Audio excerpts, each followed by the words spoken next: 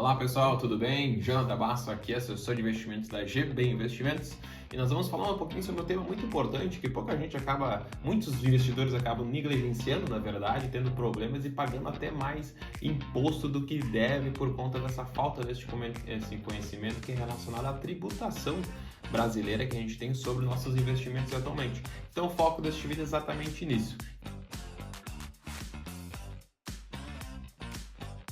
Vou começar devagarzinho, vou começar pela tributação em ações. A tributação de ações basicamente trabalha com ganho de capital, tá? Quando a gente tem ganhos de capital de venda de ações, a gente trabalha com 15% de imposto de renda. Ou seja, se eu comprei uma ação e vendi ela no decorrer dos próximos dias, eu tive um ganho, comprei uma ação por 10 e vendi por 20, por exemplo, né? A gente tem um ganho de capital. Este ganho eu pago 15% de imposto de renda.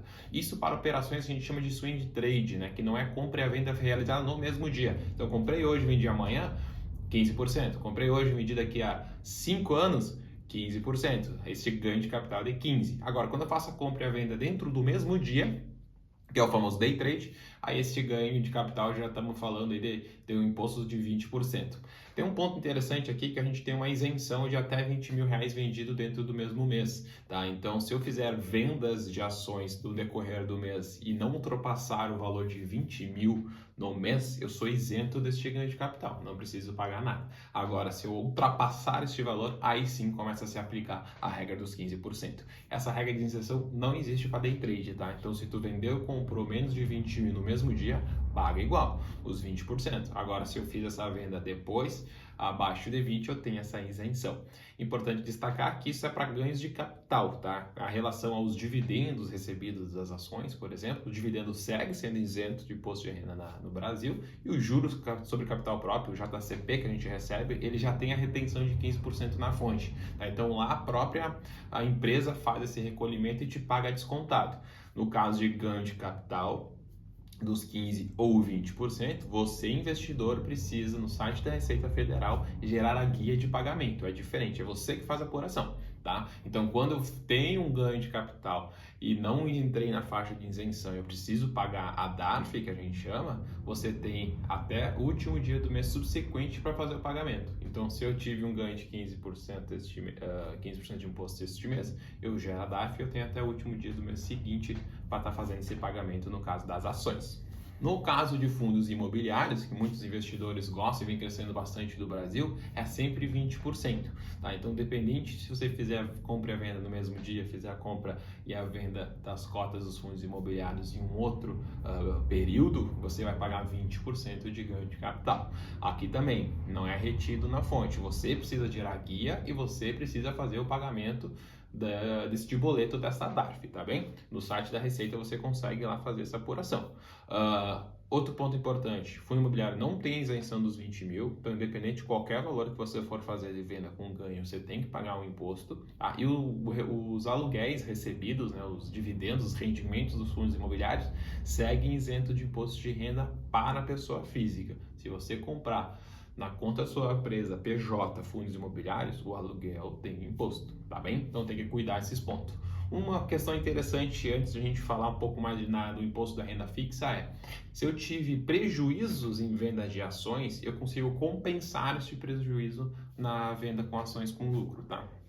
Por exemplo, eu tive R$1.000 de prejuízo de ações no mês passado e este mês eu fiz um ganho de R$1.000, por exemplo, eu faço a compensação, eu não preciso pagar imposto. Os fundos imobiliários eu também consigo fazer essa compensação, só que a compensação é na mesma classe de ativos. Eu não consigo compensar um prejuízo de fundo imobiliário num ganho de ações. É ação com ação, fundo imobiliário com fundo imobiliário.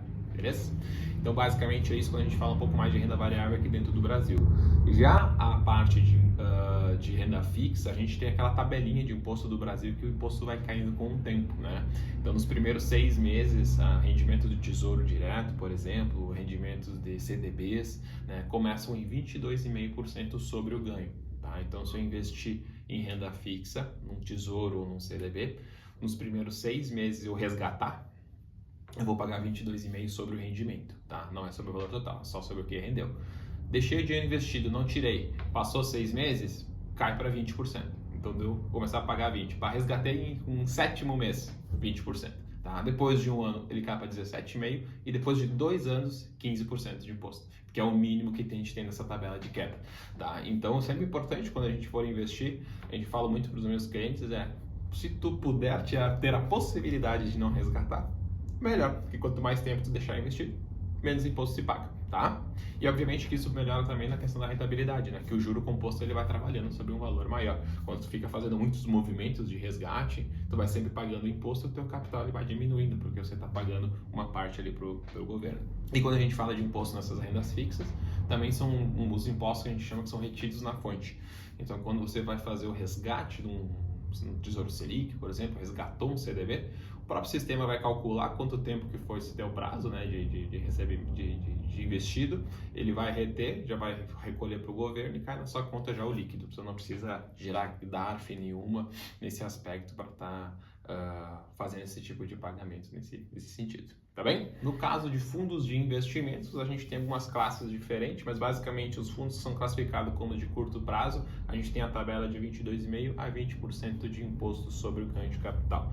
E os de longo prazo de 20% a 15%, então ele vai caindo dependendo do modelo. Então a gente tem desde diferença de longo prazo e curto prazo, e como também independente se o fundo é de ações e não é. Então tem bastantes regras aí que acabam mudando também essa parte da tributação que é retida diretamente na fonte. No caso dos fundos de investimento, a gente tem o que a gente chama de come-cotas, tá? Então, o que acontece? O come-cotas é uma antecipação de imposto que o governo acaba fazendo, né? Para você ficar lá investido num fundo de investimento, por exemplo, por 10 anos e você nunca resgatou, o governo nunca vai ter acesso a esse imposto de renda porque você não fez o resgate, não ocorreu o fato gerador desse imposto, que era resgatar o de investimento, calcular quanto que você tinha ali para estar retendo de imposto. Então o governo criou o come-cotas, que acontece em maio e novembro. Então ele vai lá e ele antecipa esse imposto, né? Então tu vai ver que tu vai perceber que quando você olha um rendimento ali de um fundo imobiliário, um fundo de investimento, ocorre lá que em maio e junho tu tem uma quedinha que o governo recolhe. E quando você for fazer esse resgate propriamente dito, ele vai ter feito a compensação também. Ele vai descontar o que ele já antecipou e você vai pagar somente a diferença nesse sentido, tá bem?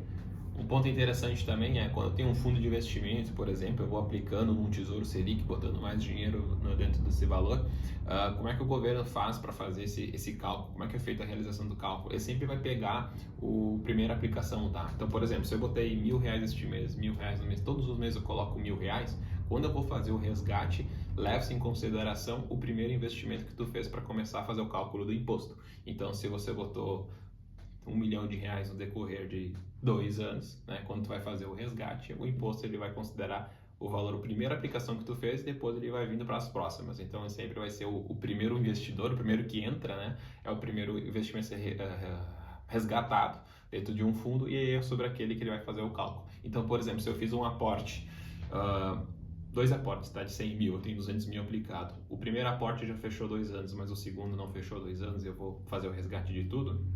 Vou pagar 15% sobre aqueles 100, né? E vou pagar 17, por exemplo, e meio, caso o outro que eu tinha passado de 1 ano. Então é assim que é realizado o cálculo também. Então, basicamente, é isso que a gente tem que prestar atenção de uma forma um pouco mais simplificada, né? Mas são os principais impostos que a gente tem, os principais cuidados que a gente tem que ter. Então, entende-se, né, que quanto mais tempo a gente deixar o dinheiro investido, menos imposto se paga, porque vai caindo essa questão das tabelas. Então, é melhor deixar quanto mais tempo aplicado, melhor, se for essa a questão, se for possível, né? No caso de ações, se possível, evite passar de vendas acima de R$20 mil mensais também, para evitar aí a isenção mesmo de imposto propriamente dito.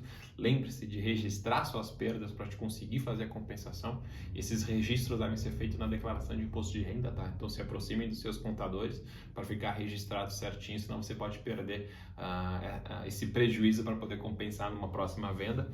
E existem produtos isentos de imposto de renda também, como LCI e LCAs, né? A gente tem que verificar se faz sentido na composição da nossa estratégia, que são produtos isentos também, mas basicamente é uma boa diversificação é o que faz a grande diferença no longo prazo, que a gente consegue ter os melhores rendimentos. Então, esse é o recado do vídeo de hoje. Se tiver qualquer tipo de dúvida, por favor, nos chame que a gente nós estamos aqui dispostos a estar esclarecendo qualquer coisa. Um abraço, se cuidem, sucesso!